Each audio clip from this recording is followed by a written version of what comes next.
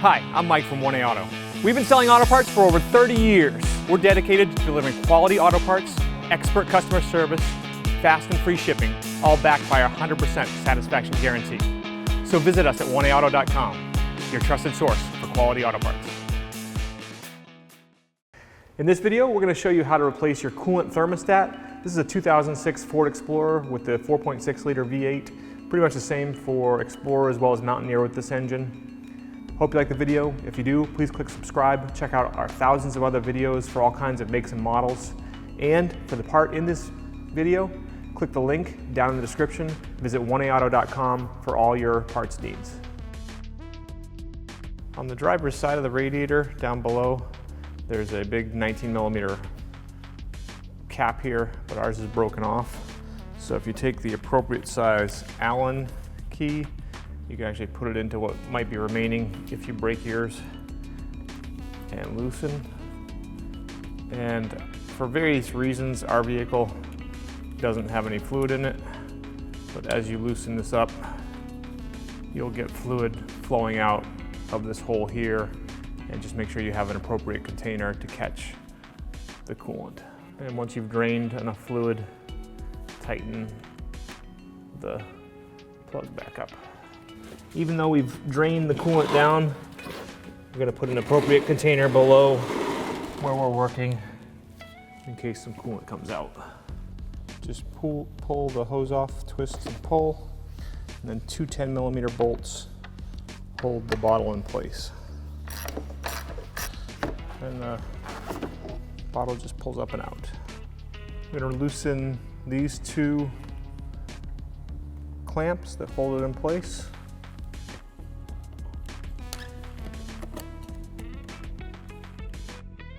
And unplug this line. You want to just pry this green tab up and pull it off. And then we'll just pull the tube off this side. There is another hose here, the same thing. Push on the green tab, twist and pull it up and off, and then remove the upper tube from there. Disconnect this lead. There's a red safety tab that you pull back, and then you can push in with a screwdriver, the tab in there to push down, and it disconnects. On the throttle step motor, there's just a tab on the harness connection, push it down, and remove it. 4 8mm bolts hold your throttle body in place. Remove those. Throttle body will come out. Sometimes it sticks a little more than that. If it is stuck, just tap on it from a couple different angles and pull it off. Disconnect this hose. It'll go that way. Push down on the tab.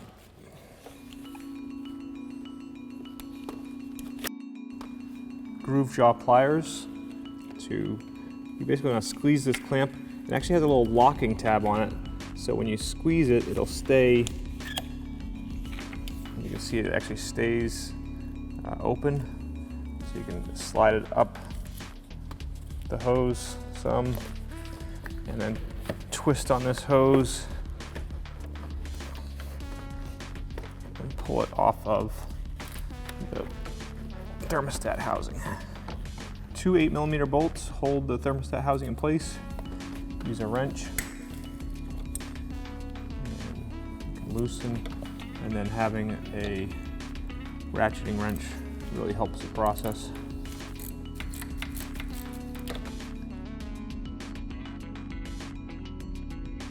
It's actually, after I loosened them up, they started coming out easy, which actually made them more difficult because you have to kind of reach in behind there and thread them out with your fingers. At this point, screwdriver.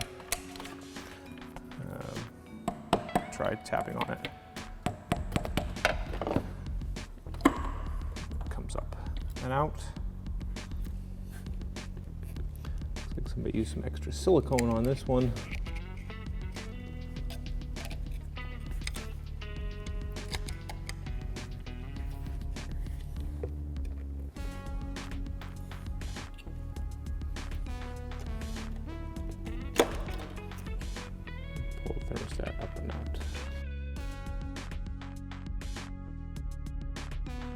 We're going to use a vacuum and a screwdriver and then probably a wire brush. We need to get all this residue out of the inside of the thermostat housing.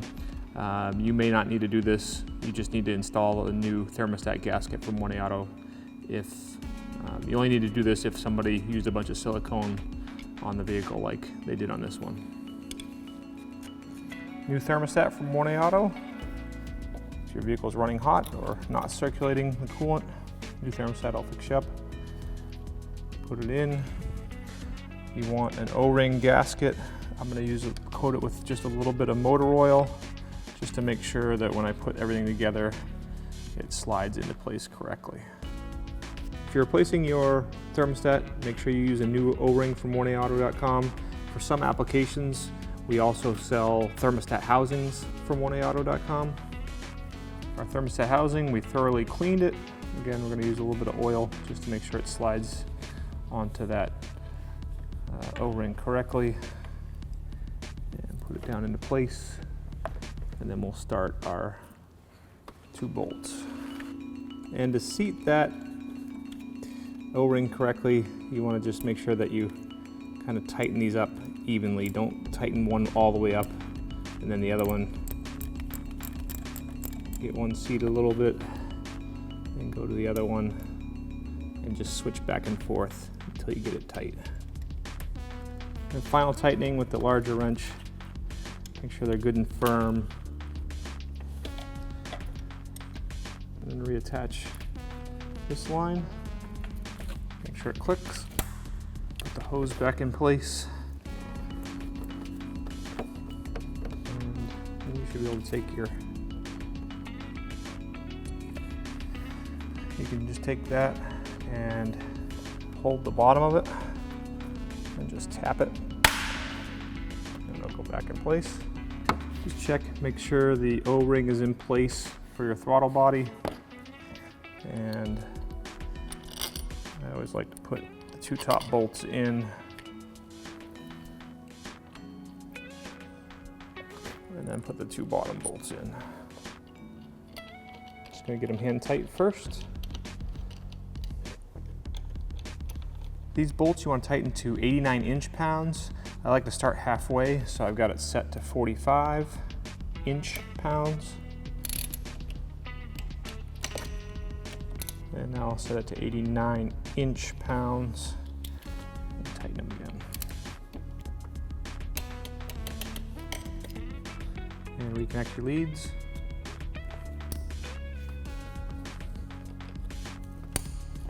Make sure you lock that tab on.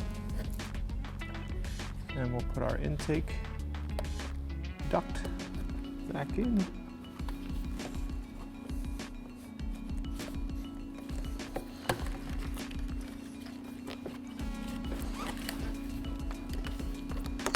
And tighten the flat blade screwdriver. And reconnect these lines. One here.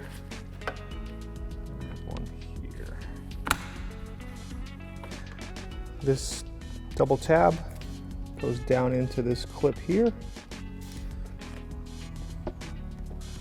So kind of look over it, feed it down in, make sure that goes in, and it goes right in place, and the bolt hole should line up. 10mm bolts back in place. And reconnect the overflow hose to the radiator. And then refill your radiator. Fill the radiator first, obviously while the vehicle is cool. Fill the radiator till you can see the coolant, and then fill your radiator bottle up to the fill cold line, which you can see on this side. You want to run the vehicle a few times and just check your radiator fluid each time. Thanks for watching. Visit us at 1AAuto.com for quality auto parts, fast and free shipping, and the best customer service in the industry.